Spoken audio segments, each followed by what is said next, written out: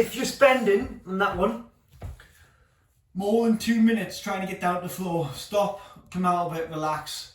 You spent way too long there, just let your body recover, okay? You don't want to overdo it, just take it easy. Another way to look at it is doing it by breaths. So if you can't get down the floor within about 6 to 8 breaths, like deep exhales, so really taking your time, so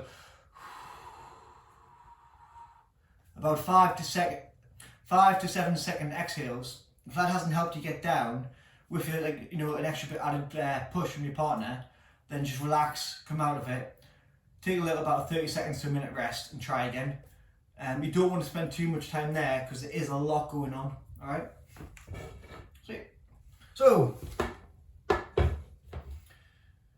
last bit of mobility, a little bit of chest, try to get the shoulder blades pulled back into the right position.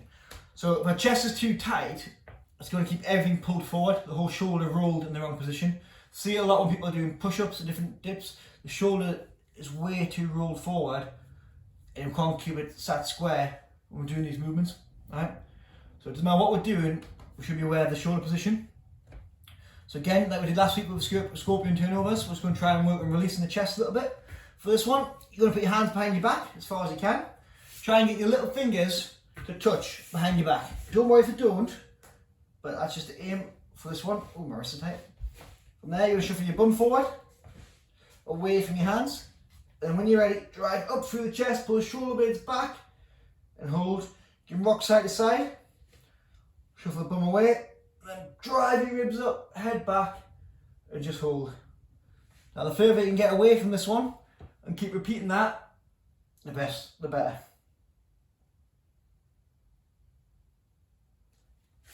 Second variation, if you want to try it, is to leave your hands roughly shoulder width behind your back. Your feet down. Same principle at the start, pull the shoulder blades back, chest up, and then drive your hips up as high as you can. From there, shoulder blades back, and you can just work on rocking. Alright?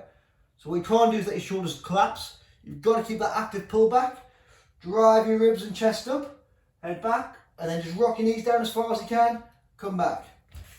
What a lot of you might find is that this one's very intense in your elbow joints for tendons and ligaments. Do less to start with, so 20 to 30 seconds just rocking, and then build gradually. It will really help all your hanging, straight arm work and reduce your risk of tendonitis. Alright? But yeah, the more you can get that rock, open up the chest, it'll help. So, strength work. This one's a little bit different. Because I don't know what people have got at home, we're going to try and use a pillowcase. Alright? So, if you pop your hands inside the pillowcase and grab a hold of the inside corners, what we're going to work on is from there, just pulling the elbows out as hard as you can. Okay?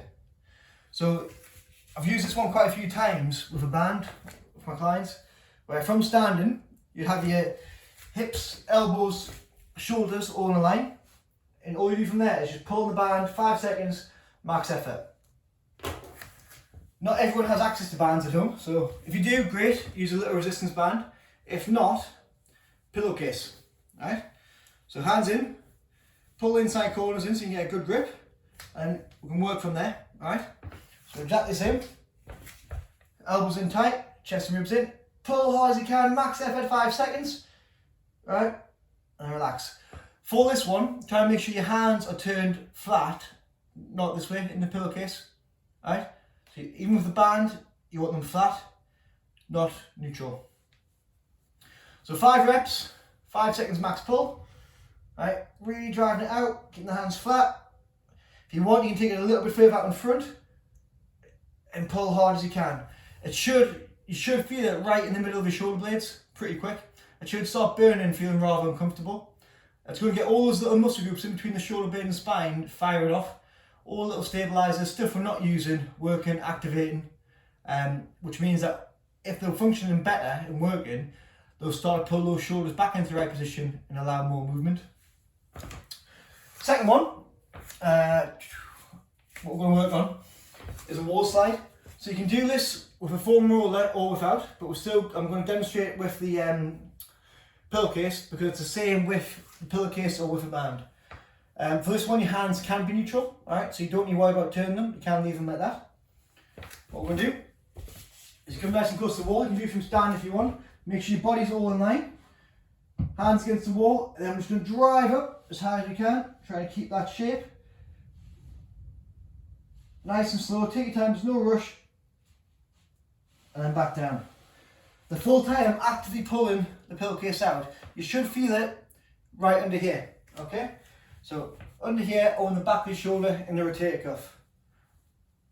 So locking it nice and tight, bum in, I'm not sticking my bum up behind us, sucking it nice and tight, head neutral, pulling the pillowcase out as hard as I can, driving up as high as I can, keeping the elbows in, not letting them just flare out, okay? So keeping that tension working on being dead straight, all the way overhead, pull all the way back down. The foam roller just allows you to move a bit smoother. So I'll demonstrate on the floor, it's a bit awkward on the wall. I need a bigger pillowcase, just going to twist it. So, from there, ideally have a bigger foam roller, just pulling on the band as hard as you can, driving out, pulling back. So very similar to what we did the other day for mobility, but this time you'll be doing it for strength, as far as you can, back in, alright? So I can already start to feel that right under my lat, bit of my rotator cuff. I'll go for about 10 to 12 reps, 3 rounds of whichever variation. You can do it on the floor, but generally it's always better against the wall, alright, for the foam roller. Sweet. So next one, what we're going to work on, a lot of you would have done this before in different training exercises, mobility sessions, whenever you might have been doing it. Cat-cow, it's often called, pushing up and back down. What I want to work on is just trying to do it through the shoulder blades, so we're not trying to focus on the whole spine going, just the shoulder blades going. From there, the aim is we're going to try and isolate one side at a time. So in the gym we do this with the hanging scapular pulls a lot. I think most of you struggle because you haven't quite got that full movement in the shoulder blade, so that ability to actually control the scapula properly, your shoulder blade properly, and that inhibits how you're actually able to function, especially for a toaster bar. So for this one, what we're going to work on is trying to replicate something similar, but from the floor. We're going to come up, do a pressing position, widen our feet, come up on the one arm, and then just try and drop the shoulder blade and push up as high as we can through it. Okay, so drop the shoulder blade, push up as high as we can. If it's too much, go with both hands, drop, and push high as you can, right? It's a little movement. What we're trying to avoid, and if you see yourself doing it, or feel like you are, is coming up into the neck. So pushing up like that to the neck, right? That internal rotation taking over. We're trying to keep the shoulders set as best we can, down and away. So still got a control. It's the muscles in the back working rather than just your traps taking over, internally rotating. Okay, so one arm if you can, just drop the shoulder blade as far as you can, push up as high as you can through the shoulder blade, keeping down and away from the ears. It's harder than it looks, so we can start off trying to hit 6 collapses and presses on each arm for 2 to 3 rounds, just either before you train or after. It should start to make a big difference for your shoulder stability and strength. So, hope you enjoyed, guys. If you get stuck with anything, drop me a message. And yeah, there'll be each week we'll follow the same sort of theme. So there will be a couple more of these thoracic and shoulder, mobility sessions to come.